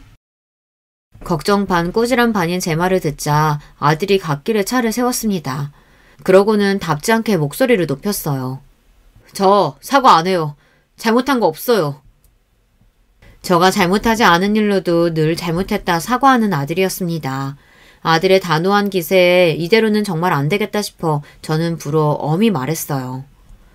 아무리 네 마음에 안 드는 말을 하셨다 해도 배우자 될 사람의 부모님이야. 어려워하지 못할 망정 그렇게 대해선 절대로 안 돼. 엄마가 너한테 그렇게 가르쳤어? 그러자 아들이 어린 아이처럼 눈물을 펑펑 쏟았습니다. 아들은 엉엉 울며 어릴 때도 안 하던 생대를 부리며 소리쳤어요. 저 잘못하지 않았어요. 사과 안 해요. 잘못했다고 하지 마세요, 엄마. 잘할 때도 좀처럼 우는 모습을 보이지 않던 아들이 아기처럼 소리내어 울자 당황한 저는 그만 아들을 품에 꼭 끌어안고 달래기 시작했습니다. 아들은 그간 쌓였던 서름까지 다 털어내는 양 울음을 그치지 않았습니다. 가여운 내 새끼, 귀하디 귀한 내 새끼. 그래, 그간 낳아주지도 않은 어미 밑에서 자라며 쌓인 사름이 오죽했겠습니까. 그저 내 아들 가슴에 들 멍까지 나한테 다 넘어왔으면 바라고 또 바라며 아들의 등을 쓸어주었습니다. 한참을 눈물을 쏟아낸 뒤 어느 정도 진정한 아들에게서 그간의 이야기를 들을 수 있었습니다. 예비 며느리와 아들이 처음 결혼 이야기를 한 건 학부생 때였다고 했습니다. 그간 결혼 이야기에 늘 반응이 없었던 아들의 모습을 떠올리며 속으로는 놀랐지만 잠자코 이야기를 계속 들었습니다. 사부인은 아들을 처음 만났을 때부터 혼외자인 걸 걸고 넘어졌다고 해요. 아들은 그동안 비슷한 일을 왕왕 겪어왔기에 자신에게 나를 세우는 것은 넘어갔지만 친어머니도 아닌데 결혼 후에는 시댁이랑은 좀 거리를 뒀으면 한다는 말까지 그냥 넘기지 못했다고 합니다. 여자친구에게 우리 엄마한테 저런 식으로 나온다면 너랑 결혼은 못할 것 같다며 결혼 이야기를 일축했다고 합니다. 그렇게 몇 년을 결혼 이야기를 미뤄오다 아들을 무척이나 마음에 들어하셨던 사돈어른과 예비 며느리가 사부인께 단단히 다짐을 받아내어 만든 자리가 바로 이 상견례 자리였다는 겁니다. 결혼 안 하겠다는 거 허투루 한 말 아니에요. 엄마가 그런 말 들으실 이유 없어요. 저한테 가족은 엄마 한 분뿐이에요. 아들의 단호한 말에 미안함과 고마움, 서름 등 5만 가지 감정이 다 머리를 스치고 지나갔습니다. 일단은 아들을 진정시키는 게 먼저라는 생각에 저도 더는 말을 보태지 않았습니다. 다음날 사돈 내외와 예비 며느리가 양손 무겁게 저희 집으로 찾아오셨어요. 댁으로 돌아가 여간 부녀에게 들볶인 게 아닌지 겨우 하루 만에 다시 뵌 사부인의 얼굴이 수척했습니다. 사부인, 정말 죄송합니다. 제가 제 자식한테만 눈이 멀어 자식 키우는 사람에게 해서는 안 된 말을 했어요. 부디 노여움 푸시고 결혼 무르겠다는 말씀만 하지 말아주세요. 자식 이기는 부모가 어딨나요? 아무래도 예비 며느리가 초강수를 둔 모양이었습니다. 아직 서운한 마음이 채 가시진 않았지만 그래도 저 역시 예비 며느리가 예뻤고 이 혼사리를 깰 생각은 없었기에 대답했습니다. 하나 있는 외동딸 귀하게 키우셨으니 내 자식 생각이 가장 먼저 드는 거야 당연한 일이겠죠. 그렇지만 사부인, 저한테도 세상에서 제일 제 목숨보다도 더 제 아들이 귀합니다. 데려온 자식이라고 고깝게 보시지 말고 앞으로 부디 아껴주세요.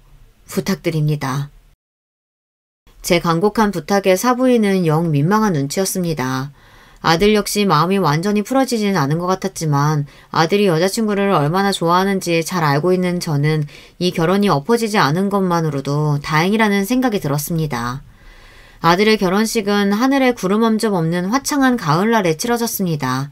비로소 바라던 제 짝과 맺어진 아들의 환한 얼굴을 보며 저 또한 너무나도 행복했어요. 아들을 키우며 겪었던 희노애락이 한순간에 스쳐 지나가는 것 같아 두 눈에는 그렁그렁 눈물이 맺혔지만 그럼에도 온종일 미소가 끊이지 않았던 정말이지 좋은 날이었습니다. 저는 지금 아들 내외와 함께 살고 있어요. 먼저 합가를 제안하는 며느리의 말에 식겁해서 대답했어요. 요즘 시어머니 모시려는 사람이 누가 있다니? 너희 불편해서 안 돼.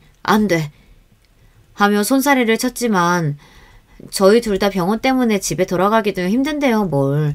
저희 둘만 살았다간 밥도 제대로 못 챙겨 먹고 굶어 죽을걸요? 저도 살림이라면 젬병이고 가엾다 생각하시고 저희 좀 도와주세요, 어머니. 하며 살갑게 애교를 떠는 며느리에게 염치 없게도 그만 넘어가 버리고 말았습니다. 그럼 너희 적응할 동안 딱 1년만 하던 것이 첫 손주가 태어나고 작년에 막내 손녀가 태어나면서 아들 내외는 그대로 저희 집에 주저앉아 버렸습니다. 살면서 이렇게 북적이는 환경에서 살아본 역사가 없는 저로서는 매일매일이 정신없는 하루였지만 덕분에 입에 넣고 굴리고 싶을 정도로 귀여운 손주 녀석들 재롱 보는 낙으로 행복하게 살고 있습니다. 고생 끝에 낙이 온다죠. 제 인생에 가장 큰 낙을 가져다준 아들 내외와 손자 손녀들과 함께 앞으로의 여생도 충만하게 살아갈 수 있을 것 같습니다. 늙은이의 긴 이야기 들어주셔서 정말 감사드립니다.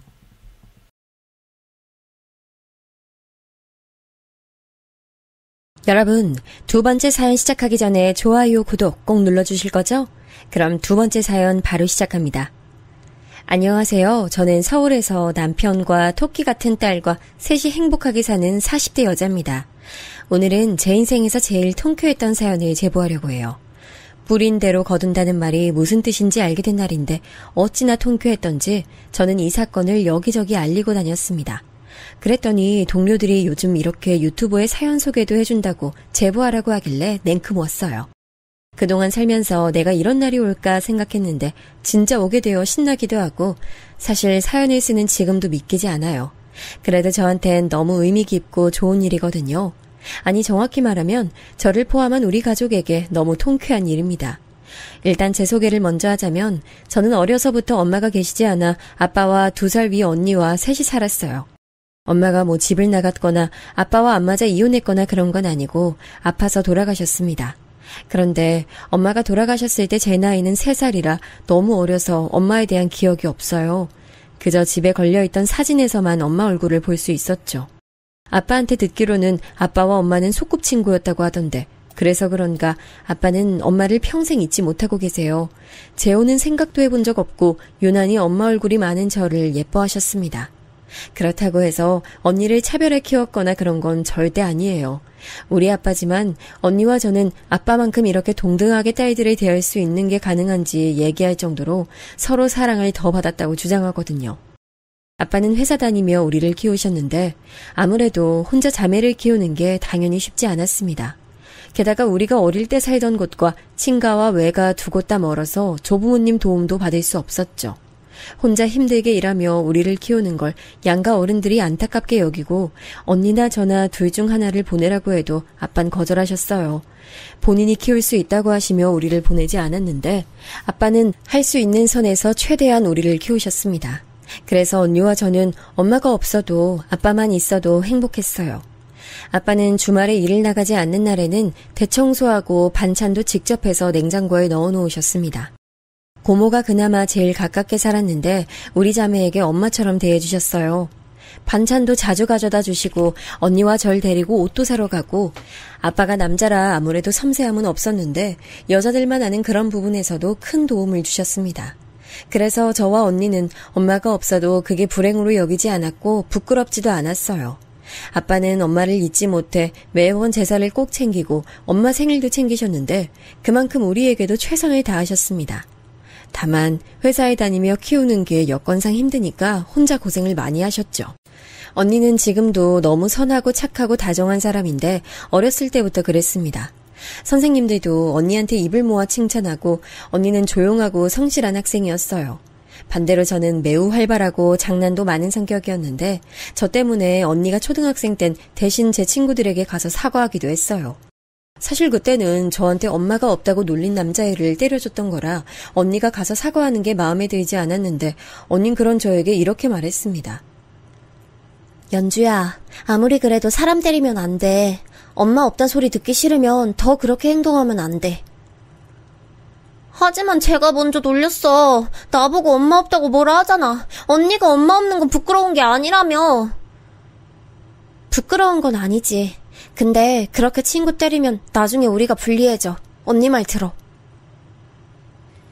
지금 생각하면 그때 언니도 고작 초등학생이었는데 우리 언니지만 진짜 대단하지 않나요?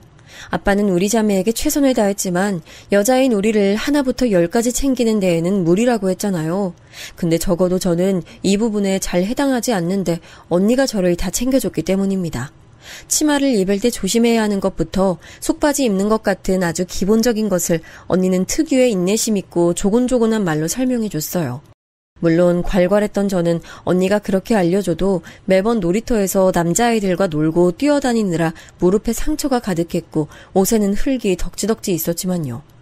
그런 저와 다르게 언니는 학교에서도 아주 모범생이었고 선생님들의 사랑도 받고 학교 교우관계도 아주 좋게 중학교를 전교 1등으로 졸업했습니다. 명문고에 진학하라는 선생님들 말에도 언니는 아빠에게 부담 주는 게 싫어서 우리 동네에 있던 그냥 일반고에 들어가게 됐는데 정확히 이때부터 우리 가족의 고통이 시작됐어요. 아빠는 그래도 멀쩡한 회사에 다녀서 언니와 제가 그렇게 가난하게 자라진 않았지만 반대로 부유하지도 않았고 그냥 평범한 집안이었죠. 그래서 언니를 공부할 수 있게 전폭적인 지원은 해주지 못했고 아빠는 그걸 항상 미안해하셨습니다. 그런 아빠를 보고 언니는 자기가 충분히 혼자 공부할 수 있다고 오히려 그런 아빠를 위로하며 고등학교 가서도 전교권 성적을 유지했어요. 그런데 그런 언니를 질투하던 무리가 있었습니다. 언니와 전교 1등을 다투던 언니였는데 이름을 아직도 기억해요. 박민영. 그 언니 이름인데 우리 언니를 지독하게 싫어해서 너무 괴롭혔거든요. 잊고 싶어도 잊을 수가 없는 이름인데 언니의 체육복을 가져가서 돌려주지 않거나 교과서를 몰래 버리거나 했습니다. 우리가 그렇게 넉넉한 형편이 아니라 문제집을 마음 놓고 살 수 없는데 그걸 알고 언니가 학교에 문제집을 들고 가면 몰래 버리는 것도 너무 많았어요. 착한 언니는 그걸 알면서도 혼자 속상해하며 저와 아빠에겐 말도 하지 않아서 이것도 나중에 알게 됐습니다. 엄마가 없는 걸 알고 언니에게 엄마 없는 애라고 놀리고 교복을 일부러 잘라서 언니가 새로 교복을 샀던 횟수가 3번이 넘어요. 언니 성격이 저 같았으면 네가 뭔데 이러냐고 맞서 싸우기라도 할 텐데 언니는 착하고 조용해서 가만히 당하기만 했죠. 그런 언니의 성격은 박민영 언니의 심기를 더 건드렸는지 나중엔 책상까지 뒤엎었고 그걸 보다 못한 같은 반 친구들이 담임 선생님께 말해서 나중에서야 모든 일이 밝혀졌죠. 그때 아빠도 학교에 가셨는데 저는 엄마 제사 때도 못 보던 아빠의 눈물을 그날 봤고 언니는 그런 아빠에게 미안해 어쩔 줄 몰랐습니다. 언니 잘못이 전혀 없다는 걸 학교 선생님들도 알고 계셨는데 공교롭게도 박민영 언니 엄마가 학교 학부모의 회장이었고 아주 큰 영향력을 행사하고 있어 학교에서 알아도 큰 조치를 해주지 못했습니다. 그렇게 모두가 알게 된 뒤로도 언니는 괴롭힘 당했는데 오히려 더 심해졌어요. 당연히 언니 성적은 조금 떨어졌습니다. 그래도 높은 성적이었는데 비아냥대며 괴롭히고 자꾸 교복을 사게 만드니까 언니가 너무 괴로워했어요. 그러다 어느 날 사건이 터졌는데 언니가 울며 집에 왔습니다. 우리 언니는 조용하고 침착하지만 절대 눈물이 많은 편은 아닌데 울면서 들어와서 너무 놀랐어요. 아빠는 회사 일이 바빠 야근하는 날이 많아 그날 없었는데 언니는 울며 덜덜 떨었습니다. 그날은 저도 아직도 기억나는데 한겨울이라 매우 추웠어요. 그런데 언니가 아침에 입고 나갔던 교복도 없고 목도리도 없고 무엇보다 길었던 머리가 한쪽이 짧아진 채로 들어왔습니다. 언니, 뭐야? 그 박민영 언니가 이렇게 만들었어? 연주야, 내가 성적 오른 게 화가 났나 봐. 나보고 왜 성적이 오르냐고 정신 차리래. 뭐? 그게 무슨 말 같지도 않은 말이야. 진짜 미쳤나 이것들이. 언니 이제 못 참겠어. 너무 힘들어. 다른 친구들도 나한테 잘해주면 괴롭힘 당할까봐 무서워서 못 다가와. 웬만하면 저에게 힘든 일을 절대 말 안 하는 언니는 서러웠는지 엉엉 울며 내일 학교 어떻게 가냐고 거실에서 하소연하기 시작했어요. 그리고 저는 그런 언니를 보며 발끝부터 머리까지 화가 차올랐습니다.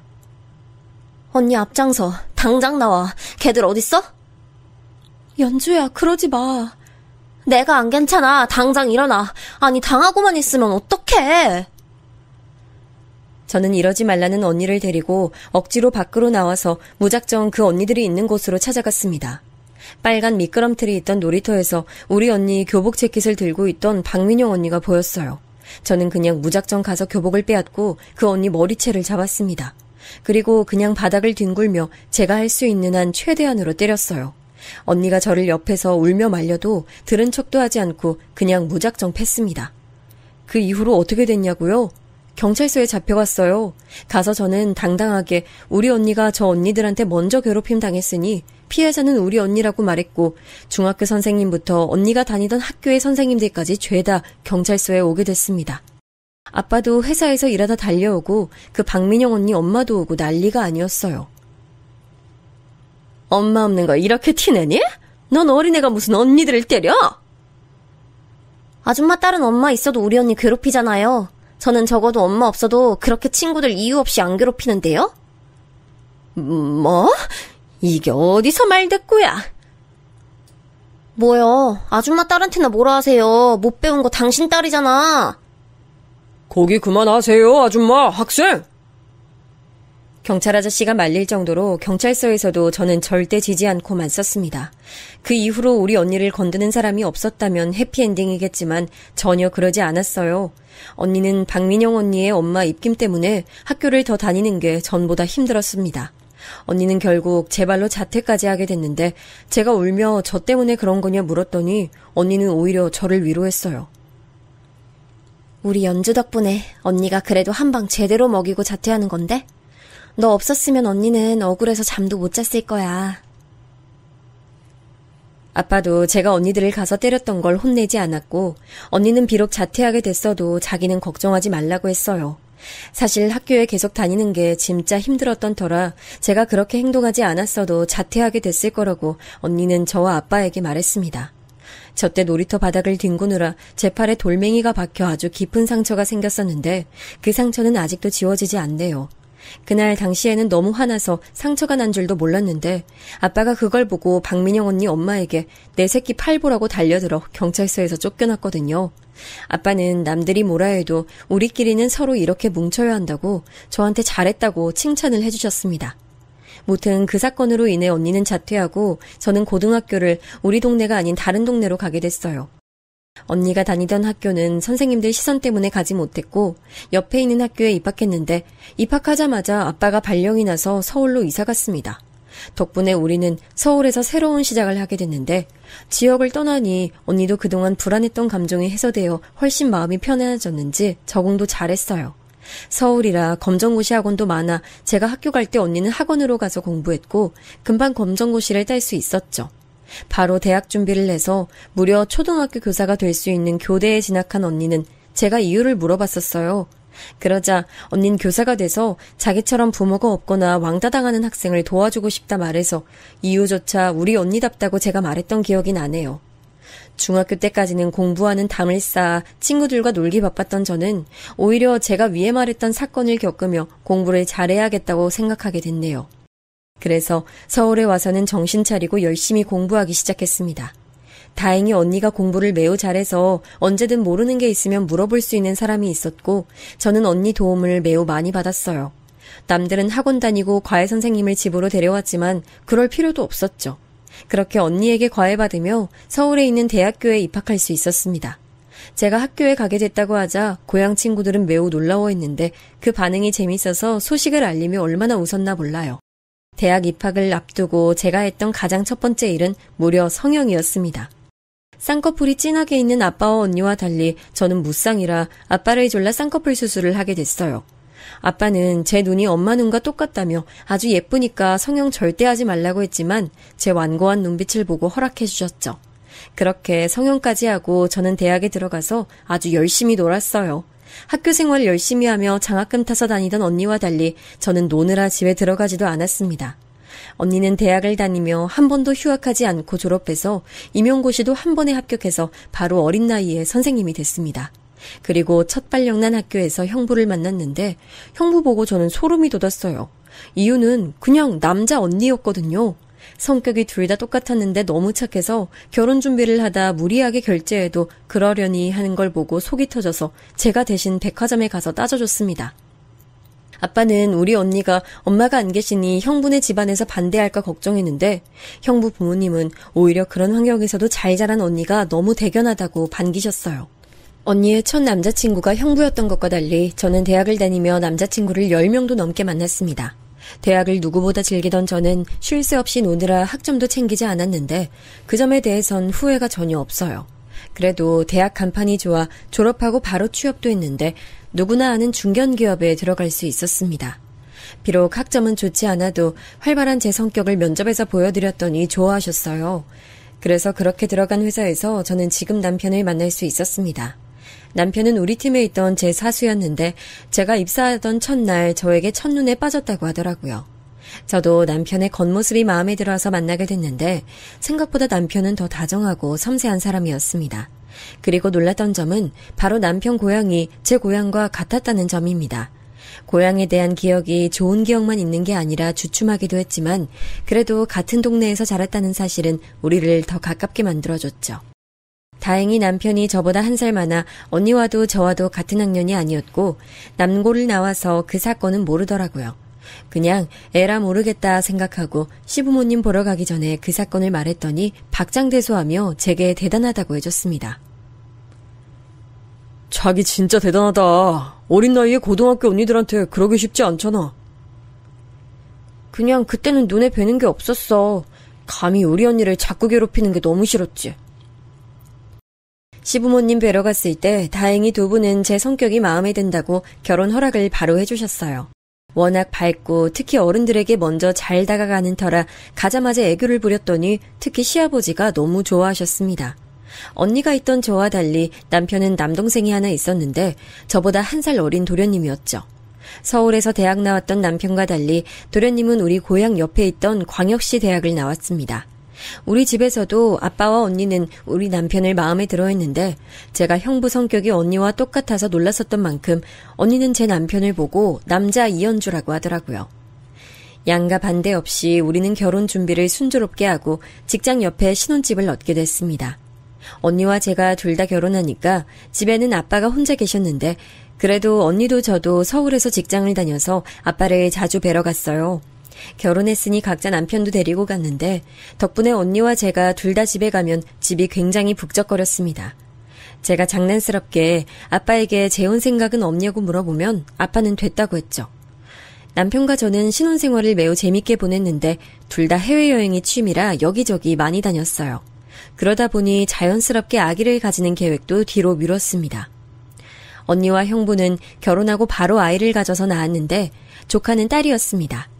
너무 예뻐 몇 번을 보러 갔나 몰라요. 언니가 산후조리를 제대로 하지 못할까봐 조리원 퇴원하고도 언니네 집 가서 조리를 도와줬습니다. 그러지 말라고 했는데 워낙 어릴 때 받았던 게 많아서 도와주지 않을 수가 없었죠. 딸은 형부를 똑 닮았는데 제가 봐도 참 귀엽게 생겼습니다. 그래서 남편과 저는 조카를 자주 보러 가면서 우리의 생활을 충분히 즐겼어요. 시부모님도 아이는 준비가 되었을 때 낳는 게 좋다고 우리가 준비되면 그때 낳으라고 하셨죠.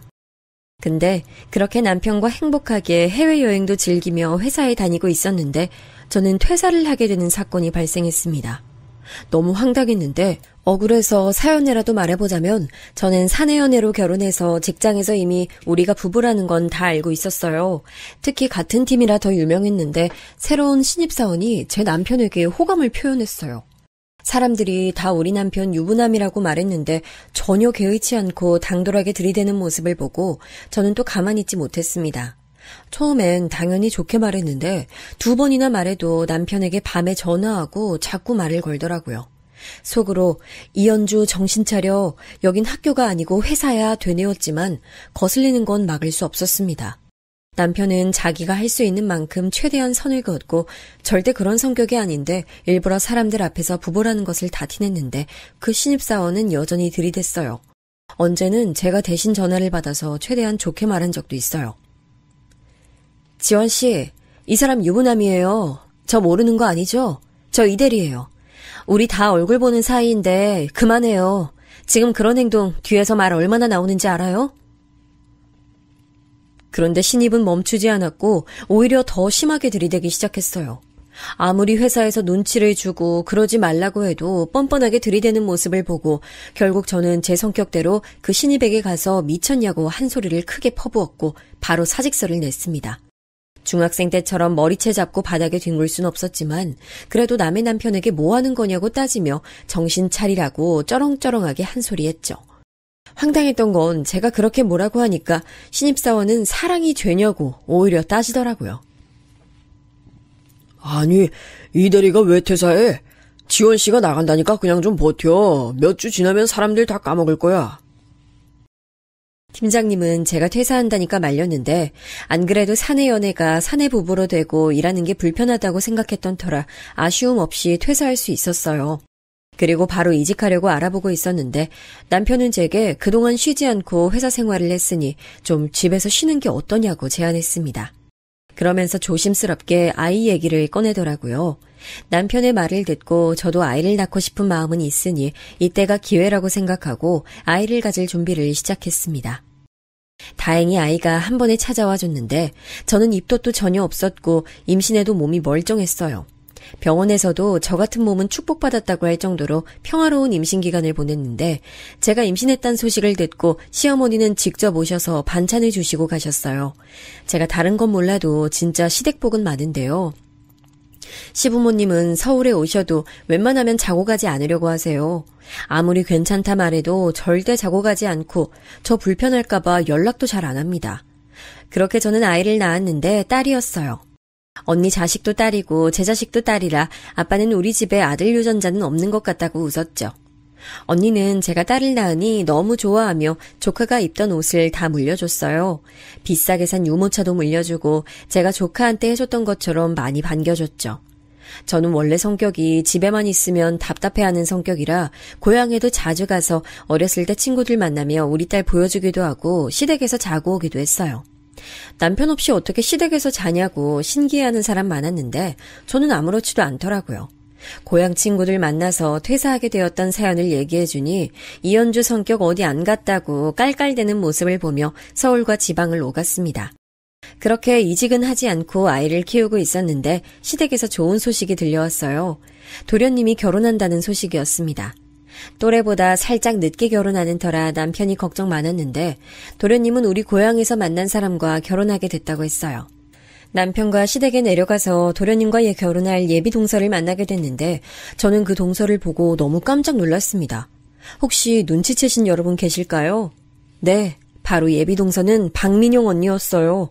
어렸을 때 제가 머리채 잡고 뒹굴었던 그 언니요. 우리 언니를 자퇴하게 만든 그 주인공이 예비 동서로 들어오게 됐습니다. 원래 제 성격 같았으면 그 언니 보자마자 달려들 수도 있었을 텐데 너무 당황하니까 오히려 몸이 굳어서 움직일 수가 없었어요.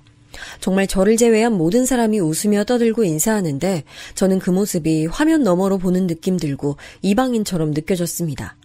더 웃긴 건 저는 그 언니를 기억하는데 그 언니는 저를 기억하지 못하더라고요. 아무리 그래도 어떻게 기억하지 못하지 생각했더니 이유는 제 성형이었습니다. 제가 대학 가기 전에 쌍꺼풀 수술을 했다고 했잖아요. 이 수술로 저는 눈매 자체가 바뀌어서 완전 다른 이미지가 됐습니다. 그러고 20년 정도가 지나기도 했으니 얼굴이 변해서 못 알아봤나 봐요. 하지만 저는 기억하고 싶지 않아도 그 언니가 당연히 기억났죠. 저는 그런데 그 언니의 얼굴도 얼굴인데 직업 듣고 너무 놀라 아이가 보채도 달래주지도 못했습니다. 직업이 뭐였는지 아세요? 바로 어린이집 선생님이었어요. 저는 그 말 듣고 너무 놀라 사고회로가 정지됐습니다. 속으로 사실 그 자리에서 모든 얘기를 까발리려고 했는데 제가 그러지 못한 이유가 있었어요. 바로 속도 위반으로 도련님의 아이를 결혼식도 전에 임신해서 급하게 결혼하게 된 상태였대요. 그 언니 배 안에는 이미 5개월이나 지난 태아가 있었는데 시부모님이 오히려 반기고 있었습니다. 시부모님은 손주 사랑이 엄청나신 분들이라 우리 딸이 태어나더니 이렇게 좋은 소식이 연달아 온다고 좋아하셨거든요. 저에게 너무나도 잘해주시는 시부모님이 그렇게 좋아하던 게 눈에 선한데 차마 말할 수가 없었어요. 또 도련님이 결혼하지 않겠다 해서 시어머니가 특히 걱정이던 상태에 속도 위반으로 결혼하게 된 거라 마음 바꿀까봐 시어머니는 벌써 예식장을 잡았거든요. 그래서 저는 그 언니를 위해서가 아니라 우리 시부모님의 충격을 위해 일단 함구했습니다. 그리고 또 제가 아이를 낳아보니 세상 모든 아이는 소중하게 느껴져 일단 참았어요. 그렇다고 제가 그 언니를 용서하거나 그런 건 전혀 아니에요. 우리 언니를 자퇴하게 만든 사람인데 잊고 싶어도 잊을 수 없죠. 용서하며 입을 다문 것이라기보단 일단 지켜보자는 의미가 컸어요. 친언니한텐 그 기억 자체가 나쁜 기억이라 말하지 못했고 아빠한테만 살짝 말했는데 아빠도 세상 참 좁다 하더라고요. 남편에겐 말했다가 괜히 시부모님 귀에 들어갈까 두려워 말하지 않았습니다. 그렇게 몇 개월 지나고 서방님과 동서는 결혼식을 올리고 아이도 낳았어요. 결혼식에서 동서 어머님을 뵀는데 그 얼굴을 보니 저한테 경찰서에서 뭐라고 했던 얼굴이 그대로 남아있어 놀랐습니다. 눈도 마주쳤는데 절 전혀 알아보지 못하더라고요. 제가 피해자도 아니고 뭐 잘못한 게 있지도 않으니 당당하게 있었어요. 아기는 성별이 아들이었는데 아무래도 우리 딸과 성별이 다르니 시부모님은 크게 기뻐하셨습니다. 아들이라 더 좋아한 것보단 둘 다 있으니 좋아했죠. 너무나 좋아하시는 시부모님 보며 세상 살며 이렇게 참을 수도 있어야 한다고 혼자 얼마나 돌을 닦았나 몰라요. 혹시나 하는 마음으로 예전처럼 남을 괴롭히는 게 아니고 개과천선하여 다른 사람이 됐을 수도 있다는 희망을 품게 됐습니다. 근데 여러분, 그거 아세요? 사람은 절대 변하지 않아요. 동서는 제 정체를 꿈에도 모르고 있었는데 자꾸 제 심기를 거슬리게 했습니다. 본인의 직업이 어린이집 선생님이니까 자꾸 저한테 우리 딸을 키우는 육아 방식에 대해 참견을 그렇게 하더라고요.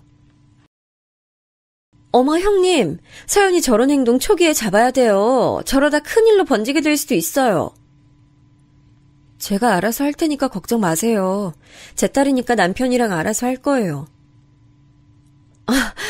기분 나쁘신 거 아니죠? 아니, 그냥 저는 좋은 마음으로 말씀드리는 거예요. 아이에 대해선 제가 전문가니까요. 기분 안 나빠요.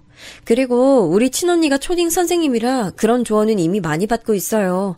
진짜 신경 안 쓰셔도 돼요. 제가 마냥 바보도 아니고 저는 동서가 밉게 행동할 때마다 받아쳤는데 동서는 그런 제가 마음에 들지 않았나 봐요. 은근 저를 살살 긁기 시작한 것을 보며 저는 어쩜 저렇게 똑같을까 생각이 들었습니다. 그래도 제가 손윗사람이고 자주 보지 않으니 그걸로 버텼어요. 슬프게도 서방님은 그렇게 능력이 좋지 않아 자가를 마련할 돈이 없었고 시부모님을 모시고 같이 살았습니다. 그래서 저는 동서를 위해서가 아니라 아들 부부와 같이 사는 시부모님을 위해 함구했죠. 동서 얼굴 보기가 싫어 시댁에 자주 내려가지 않으니 시부모님은 걱정하셨고 그래서 명절이나 생일 땐 무조건 내려갔는데 동서는 저를 시간이 지나도 알아보질 못했습니다.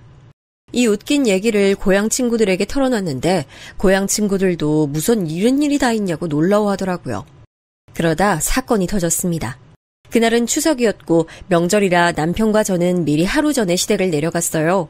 시어머니가 유독 사과를 좋아하셔서 일부러 내려가다가 사과가 유명한 지역에 가서 몇 상자 샀는데 동서는 그걸 보자 자기 친정에 한 박스 가져다 줘도 되냐 묻더라고요. 저는 마음 같아선 네가 뭔데 가져가냐고 하려다가 딸도 있고 시부모님 눈도 있으니 그냥 대답하지 않고 남편에게 넘겼는데 남편은 그 얘기를 모르니 가져가라고 했습니다. 그렇게 동서와 시어머니와 저는 셋이 앉아서 전을 굽고 있었는데 동서가 자꾸 제가 만든 전을 보고 쿡쿡 웃는 거예요. 사람 기분 나쁘게 하는 웃음 아시죠? 비웃듯 웃길래 저는 그런 걸 또 참지 못하니까 거기서 한판 하게 됐습니다.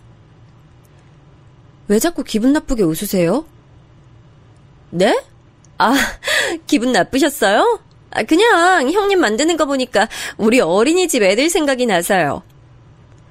제가 지금 4살보다 못하다는 건가요? 왜 이렇게 예민하게 반응하세요? 그냥 귀여워서 그런 건데. 너희 왜 그러니?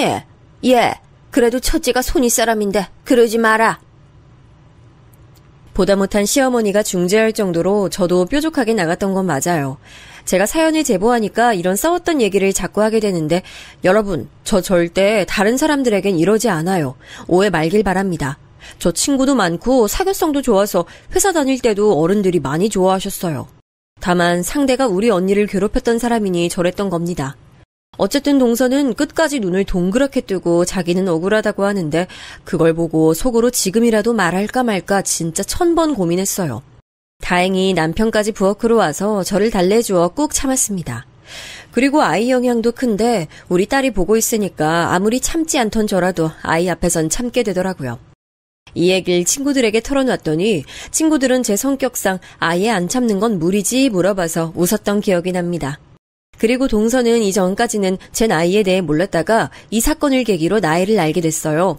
다음 설날이 되자 동서는 제게 자기가 저보다 2살이 더 많은 걸 아냐고 물었습니다.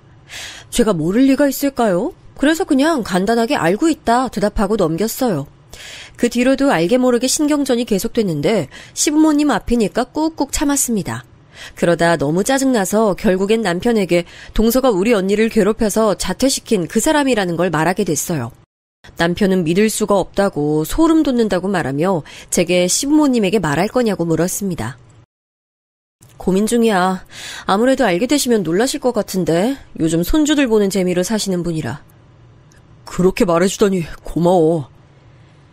남편은 제가 말하지 않겠다니까 좋아하는 눈치였어요. 당연히 동서에 대해 실망하고 나쁜 사람이라는 건 알지만 아무래도 말하게 되면 집안에 큰일이 나는 거니까 그 부분에서 조심스러웠던 거죠. 저는 남편 마음은 당연히 이해했습니다. 그리고 만약 시부모님이 제게 조금이라도 못해주셨거나 차별하시거나 그러셨으면 당장 폭로하고 연은 끊었을 텐데 시부모님은 저에게 너무나 잘해주셨거든요. 친구들을 봐도 저같이 시댁 잘 만난 사람을 본 적이 없습니다. 그리고 남편도 저와 딸에게 지극정성이라 그냥 혼자만 알고 있어야지 생각했어요. 이런 제 마음을 모르는지 동서는 제 속을 박박 긁더라고요. 그럴 때마다 속으로 참을 인을 새기며 화장실에서 심호흡하고 적당히 받아치며 상대하던 어느 날이었습니다. 그날은 시아버지 생신이셔서 남편이 휴가를 내고 저와 딸을 데리고 시댁으로 내려갔어요. 다음 날이 토요일이라 하루 자고 올 예정이었죠. 그래서 짐이 되게 많았는데 그러다 저는 딸이 좋아하는 인형을 하나 못 챙겼습니다. 그 토끼 인형은 딸 애착 인형이었고 그게 없으면 딸은 쉽게 잠들지 못하는데 이런 현상은 지극히 정상이라고 알고 있어요. 언니에게 고민을 털어놓았을 때도 어린애들은 그러기 쉬우니까 오히려 일부러 뺏지 말라 하기도 했고 남편과 저는 도덕적인 게 아니라면 저런 것쯤은 이해해주자라는 주의라 충분히 딸 의견을 존중했습니다. 무튼 아이를 키우는 분들은 다 아실 텐데 다 챙겼다고 생각해도 꼭 한 개씩 빼먹는 게 나오잖아요. 하나부터 10까지 다 챙겼다 확인하고 출발했는데 애착 토끼 인형을 빼먹었다는 사실을 시댁 도착하고 자기 직전에 알게 됐습니다. 당연히 딸은 울고불고 난리가 났고 저와 남편은 그런 딸을 달래고 있었어요. 그래도 달래면 금방 그치는 아이라 조금만 안아줘야지 생각하고 열심히 달래고 있었는데 동서가 옆에 오더니 말을 걸었습니다. 어머, 형님은 그걸 가만히 달래세요? 그렇게 고집대로 하다가 애 성격 망쳐요. 뭐라고요? 우리 딸 교육은 제가 알아서 하니까 동서는 신경 쓰지 마세요. 제가 어린이집 선생님이니까 좋은 마음으로 공짜로 알려주는 거잖아요, 형님. 왜 이렇게 제가 말할 때마다 예민하게 반응하세요? 제가 저번에도 말한 것 같은데 우리 언니가 초등학교 선생님이에요. 왜 자꾸 우리 딸한테 관심 가지는지 모르겠는데 동서 아들이나 발달 과정 잘 보세요. 지금 말도 잘 못하던데. 뭐라고요? 그걸 말이라고 해요? 아무리 그래도 그런 식으로 말하는 건 아니죠. 결국 저는 또 동서와 한밤중에 싸우게 됐습니다. 남편과 서방님이 와서 우릴 말리는데 저도 더 참을 수가 없었어요. 다행히 시부모님이 집을 잠시 비웠던 터라 저도 그렇게 나올 수 있었습니다.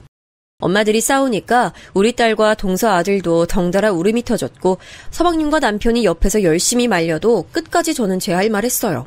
절 건드는 건 넘겨도 감히 우리 딸한테 뭐라 하는 건 절대 참을 수 없었습니다. 그리고 자꾸 저한테 뭐라고 하는데 사실 막상 동서 아들이 발달은 훨씬 느렸던 게 사실이에요. 무슨 자신감으로 저한테 저러는 건지 좋게 이해해보려 해도 이해가 되지 않았습니다.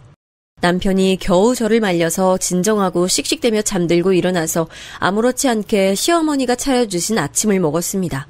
그래도 시부모님 앞에선 저도 최대한 성격 누르고 잘하려고 하거든요. 밥 다 먹고 시부모님은 등산 가신다며 나가셨고 제게 서울에 잘 올라가라며 고구마와 각종 나물을 바리바리 챙겨주신 모습에 감동해서 차에 싣고 있었습니다. 서방님과 남편은 아이들을 데리고 놀이터에 잠시 다녀온다 나갔고 동서는 어디 갔는지 안 보이길래 혼자 열심히 부엌과 차를 왔다 갔다 하며 집에 갈 채비를 하고 있었죠. 먼 길을 가야 해서 아이 먹일 간식도 챙기고 아주 바빴습니다. 근데 갑자기 동서가 부엌에 등장하더니 말을 걸더라고요. 어젯밤에 사건도 있어서 전혀 달갑지 않았기 때문에 그냥 적당히 대꾸하고 자리를 뜨려고 했습니다. 근데 저는 동서 말에 어이가 없어서 또 굳게 됐어요. 아니 근데 형님 너무 저 안 좋게 보지 말아주세요. 가족이라 친하게 지내고 싶은데 형님이 날 너무 안 좋게 보네. 그건 제 맘이고요. 근데 왜 반말이세요? 아니 내가 더 나이 많은 거 형님도 알잖아. 그냥 언니 동생 하면서 둘이 잘 지내자. 둘만 있을 땐 말 놔도 되지? 동생? 여러분, 저는 진짜 참을 만큼 참았다 생각하는데 어떻게 생각하시나요? 어젯밤에 동서와 이미 한바탕 했으니 이번 아침에 시비를 걸어도 그냥 꾹 참고 서울로 빨리 도망가야겠다 생각했는데 그 말에 그럴 수 없었습니다. 그때 집에 딸이 없는 걸 다행이라고 생각했죠. 이년아, 미쳤냐? 너 따라와. 내가 참으려고 했는데 성격 나오게 하네. 뭐? 너야말로 미쳤니? 동서는 역시나 본인 성격을 숨기지 못하고 지지 않고 제게 따졌는데 저는 그러거나 말거나 동서를 끌고 아무도 없는 창고로 데려왔어요. 역시나 본인 성격을 드러낸 동서는 저에게 어린 게 봐줬더니 지가 누군지 아냐 따지더라고요. 저는 그 말 듣고 도대체 어디서부터 말해야 할지 몰라 고민했습니다. 앞에서 날뛰는 동서를 향해 한번 웃어주고 제 팔을 걷어서 흉터를 보여주며 말했어요. 이거 뭔지 알아?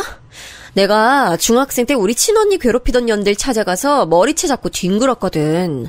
그때 생긴 흉터고 지워지지도 않더라. 근데 당연히 뭐 숨겨야 할 흉터는 아니라고 생각해. 진짜 숨겨야 되는 건 우리 언니 자퇴하게 만든 그 사람들이지. 혹시 너? 그래, 나 네가 교복 자르고 머리 자르고 괴롭히던 이현정 동생 이현주야. 박민영, 내가 네 이름 잊었을 것 같아? 참고로 내가 그렇게 말하던 초등학교 교사인 언니가 네가 괴롭혔던 이현정이야. 아무 말도 못하고 눈만 동그랗게 뜨고 저를 바라보더라고요. 그동안 성격 참느라 죽는 줄 알았는데 이게 기회다 싶어 퍼붓기 시작했습니다. 어찌나 통쾌하던지 10년 묵은 채증이 내려가는 기분이 이런 기분이구나 느꼈죠. 앞으로 나한테 육아 관련이든 뭐든 뭐라 참견하기만 해봐. 당장 시부모님한테 네 과거 말할 거야. 아니, 시부모님뿐만 아니고 서방님한테도 말할 거야. 알겠어? 내가 미안해. 제발 말하지 마. 나 진짜 뉘우치고 반성하고 있어. 진짜야. 야, 내가 손이라고 몇 번 말해. 존댓말 해. 아, 맞아. 아니. 맞아요. 죄송해요, 형님. 제발 말하지 마세요. 제가 쥐 죽은 듯이 살게요. 그렇게 저한테 빌빌 기는 동서를 보니까 어렸을 때 사건이 자꾸 머릿속에 떠올랐습니다. 그때는 놀이터에서 뒹굴다가 경찰서에 가기도 했었는데 지금 이렇게 한 가족이 돼서 창고에서 이러고 있다니 세상 좁아도 너무 좁더라고요. 저는 사실 그때까지도 빌빌 기는 동서를 보며 시부모님을 기다렸다가 동서 정체를 밝히려 했습니다. 근데 문득 저 모습을 보니까 오히려 말하지 않고 언제 말할지 겁주는 게 동서 같은 사람에겐 최고의 복수더라고요. 그리고 동서랑 서방님이 돈을 못 벌어서 시부모님이 아이가 크면 독립시켜주겠다고 해서 동서는 시부모님에게 잘 보여야 하거든요. 아, 말이 나와서 말하자면 경찰서에서 저한테 엄마 없다고 뭐라 했던 동서네 엄마는 지금 가난하게 살고 있습니다. 잘 나가던 동서 집안은 언니가 자퇴하고 우리가 서울로 뜨고 나서 대차게 망했대요. 이래서 권선징악이라는 말이 있나 봐요. 집이 망해서 돈을 왕창 잃고 난 뒤 동서는 성적이 점점 떨어졌고 원하던 대학도 가지 못한 채로 고향에 남게 됐다고 해요. 그리고 지역에 있던 전문대 들어가서 어린이집 교사 자격증 따서 어린이집 선생님이 됐던 거죠. 뿌린 대로 돌아온다는 말이 이런 말이죠. 우리 언니에게 엄마 없다고 자기 딸이 괴롭힌 것을 당당하게 감싸며 뭐라 했던 동서의 엄마는 집안이 망해서 충격에 알아눕기까지 했단 말을 듣고 얼마나 웃겼나 몰라요. 저는 성격이 그렇게 좋지 못해서 아프단 소리를 들어도 전혀 안타깝지 않고 통쾌했습니다. 무튼 저는 아주 통쾌한 마음으로 집을 나가서 서울로 올라오는데 자꾸 제가 실실 웃으니까 남편이 무슨 좋은 일 있냐 묻더라고요. 우리가 차에 타서 문을 닫기 전까지 동서는 제 눈치 보느라 바빴거든요. 여보, 나 결국 내 성격 못 참고 그대로 말했어. 내가 이현정 동생 이현주라고. 뭐? 잘했어. 언젠간 밝힐 거였잖아. 부모님한테도 말씀드릴 거야? 일단 아니? 하는 거 봐서? 그래. 원래 그런 건 쥐고 흔드는 게 제일 힘들어. 무슨 말인지 알지? 난 이제 여보 마음 편한 대로 행동했으면 좋겠어. 고마워. 내가 진짜 남편이랑 시부모님 복은 진짜 남부럽지 않게 타고났어. 남편도 제 맘과 같았는지 제게 밝히고 싶을 때 밝히라고 해줬어요.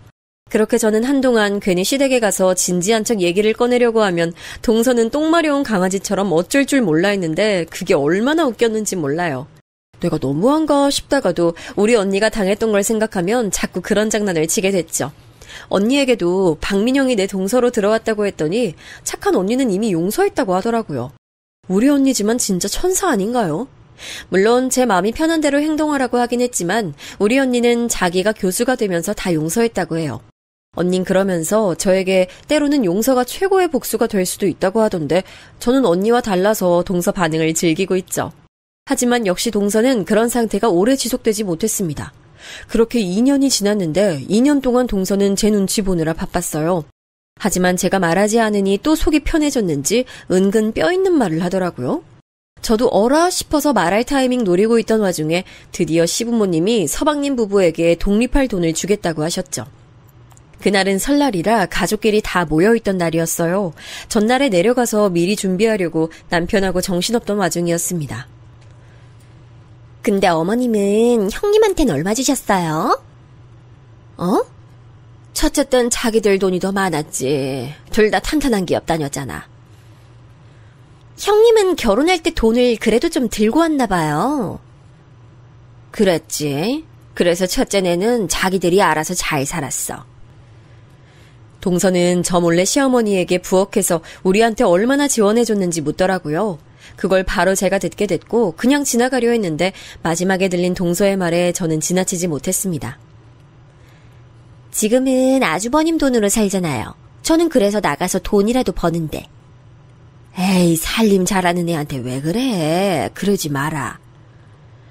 제가 어린이집 선생님이니까 조언 같은 거 해주려고 해도 얼마나 예민하게 반응하는지 모르겠어요.